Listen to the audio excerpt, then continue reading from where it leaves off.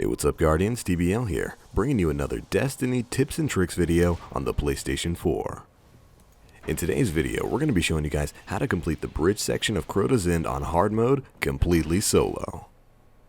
That's right, it's still possible and it's not that hard. Now you're going to start this off the same way you normally would, initiating the phase and causing the Thrall and the Sword Bearer to spawn. Then simply follow the path that I'm taking here. For the most part, this is going to be the same jumping path that I showed you guys in my previous Crota's End bridge tutorial. Essentially, you are going to be using these rocks to make your way to the top of the tower in the back of the battlefield. From up there, we will cause the Thrall to despawn, and it just makes the first section of the bridge much easier. Alright, as you can see here, that's the ledge we're going to be aiming for. If you're going to be making this jump, I would highly recommend that you fully spec your character out for agility. It will seriously make this section much easier for you, since boosting the agility stat gives you more speed and a higher jump. And once you're spec'd out, just make the leap on over. This can be done with Titans, Warlocks, and Hunters, although for Hunters you will need to double jump and then pop Blade Dancer and just start swinging towards the wall. So don't worry, if you just keep swinging at the rocks, you'll make it. Once you've completed the rock section, you'll find yourself at the top of the tower. And here's where things get different from my old bridge solo method. Once you've made it to this section of the tower, you're going to want to jump again and try to land on top of the invisible wall that's sitting right above you. Once you do, you'll be far enough out of the Thrall's range that they will simply despawn. And there we go, easy peasy. Now, after the Thrall have despawned, we're going to continue this section as we normally would, building the bridge, killing the Sword Bearer, and then crossing over. So once you're ready, hop on down and head back towards the sigil that builds the bridge. Now, for those of you who don't know, the way that this section works is you have to stand on top of the sigil until the bridge finishes building itself. So as you'll see here in a couple seconds, as I'm standing on the sigil, the bridge will slowly start to build itself. But there are a couple of things you have to worry about, number one of which being the Annihilator Totem. After standing on the sigil for a few seconds, the Annihilator Totem will activate, drain your super, and then eventually kill you.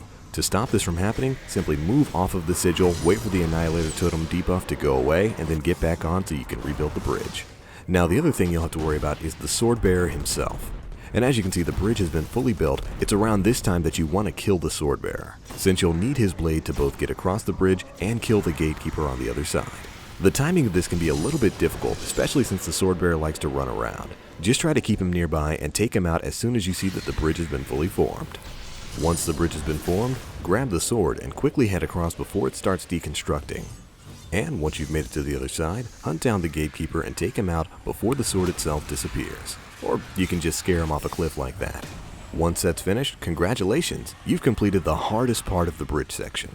Now what you'll want to do is head to the spot where I'm standing now, directly behind the lamp on the left side of the bridge. This is the safe spot that we'll be using to take out all of the enemies that are going to spawn in this area. When you're standing behind this lamp, the only enemies that will approach you are Thrall, but they can be pretty easily dealt with, and will for the most part be a non-issue for you. Once you're here, just start killing mobs of enemies until the ogres spawn. After your first couple of kills of Thralls, Acolytes, and Knights, 2 wizards will spawn. And it's important to note that you do not have to kill these wizards to get the ogres to spawn. If you just keep killing Acolytes and Thrall, they will simply spawn on their own, although I do have to recommend that you at least take out one of the wizards, since they are one of the few enemies in this section that can position themselves in a spot where they can actually hit you. Anyways, again, just continue killing enemies until the ogres spawn, and once they do, take them both out one by one. Now, all of the enemies in this raid are level 33, and the ogres are Hive Majors, so they can deal a lot of damage really quickly. So make sure you take extreme care when taking pot shots at them, since they can literally evaporate your health. But as long as you stay back behind cover, you should eventually take them out. And boom, there we go. Congratulations, Guardian. You have just completed the bridge section of Crota's End on hard mode, completely solo. Let's hear it for the self-sufficient Guardians out there. But alright, there we go. That is it for this tutorial, guys. Hopefully it helped you complete this section, and hopefully you get your hands on some of that all-new primary weapon loot.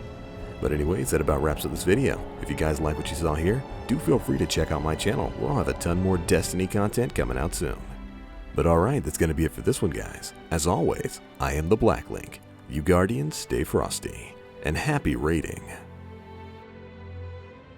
I'm a Barbie girl in a Barbie world.